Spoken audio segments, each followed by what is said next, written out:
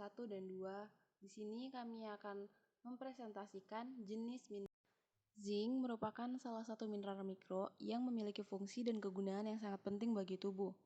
Lalu zinc dibutuhkan oleh berbagai organ tubuh seperti kulit mukosa saluran cerna dan hampir semua sel membutuhkan mineral ini. Pada hewan yang hamil, rendahnya kadar zinc dalam darah dapat mengakibatkan terjadinya gangguan pembentukan fetus, kematian embrio secara dini, dan dapat menyebabkan abortus. Lalu zinc dibutuhkan dalam jumlah yang sedikit, akan tetapi harus ada di dalam makanan, karena zinc tidak bisa dikonversi dari zat gizi lain. Mineral ini pun berperan dalam berbagai aktivitas enzim, pertumbuhan dan diferensi sel, serta berperan penting dalam mengoptimalkan fungsi sistem tanggap kebal. Lebih dari 300 enzim memerlukan zinc seperti enzim dehidrogenase, superoksida dismutase, alkalin fosfatase, amidopeptidase, karboksipeptidase, dan kolagenase. Berperan dalam metabolisme karbohidrat, keseimbangan asam basa, dan metabolisme vitamin A.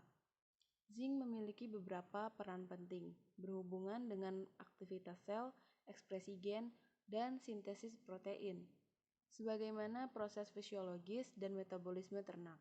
Zinc juga menentukan perkembangan normal sel imun dan berperan penting dalam menjaga aktivitas sel imun.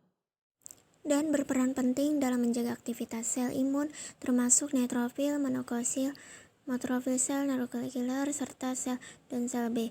Zinc juga berperan untuk pertumbuhan dalam pembelahan sel, perkembangan seksual, produksi sperma yang sehat, pembentukan embrio, berperan selama kehamilan, dan mengaktifkan hormon pertumbuhan.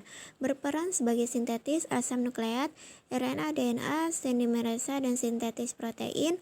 Dan zinc berfungsi juga dalam sintetis beberapa hormon seperti insulin dan glukagon.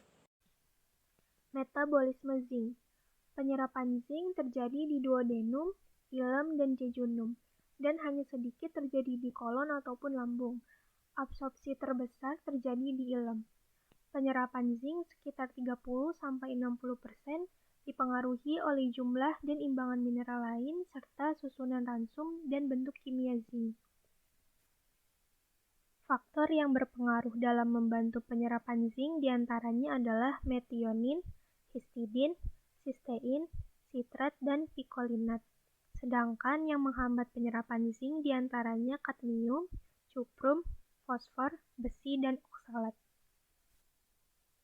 Transport zinc di dalam darah diatur oleh albumin, antiprotease, dan makroglobulin, kemudian dibawa ke berbagai jaringan. Dalam plasma, sekitar 30% zinc berikatan dengan 2-alfa makroglobulin, sekitar 66% berikatan dengan albumin, dan sekitar 2% membentuk senyawa kompleks dengan histidin dan sistein. Albumin juga turut berperan dalam mengatur penyerapan zinc. Total zinc dalam tubuh secara kasar tersebar pada tulang, skeleton, hati, kulit, darah, dan organ lain. Di dalam sel zinc plus berikatan dengan jur protein yang mengatur jumlah masuknya zinc ke dalam sel. Jika terjadi kelebihan zinc, maka protein zur dengan cepat memindahkan dan mengeluarkannya dari sel. Zinc diekskresikan melalui empedu, keringat, dan urin. Pada awal, laktasi zinc dikeluarkan melalui kolostrum dan selama kebuntingan zinc dibutuhkan untuk perkembangan fetus. Selama laktosi, zinc diekskresikan sebanyak 2-3 hemoglobin per mili melalui susu 1-5 mg, melalui keringat 0,3-0,6 mg, melalui urin dari pankreas 4-5 mg, melalui feses. Lalu defisiensi zinc. Defisiensi zinc ini dapat diklasifikasikan sebagai defisiensi ringan, menengah, dan berat. Untuk defisiensi ringan sering dihubungkan dengan faktor cekaman atau stres, dan untuk defisiensi menengah dapat dilihat pada gejala subklinis yang ditimbulkan, seperti menurunnya zinc plasma dan respon kekebalan tubuh ternak. Untuk defisiensi berat dapat dilihat dari gejala klinis yang ditimbulkannya, seperti dermatitis, anoreksia, dan parakeratosis. Defisiensi zinc dapat berpengaruh pada sistem syaraf kita. Selain itu juga dapat menyebabkan tremor, depresi, gangguan konsentrasi, nitagmus, disatria, dan rabun senja.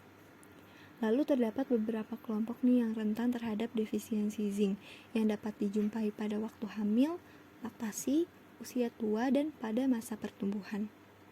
Sedangkan gejala yang terlihat akibat defisiensi zinc ini dapat berupa penurunan nafsu makan, diare, pertumbuhan terlambat, penurunan daya tahan, dan meningkatnya kepekaan terhadap infeksi.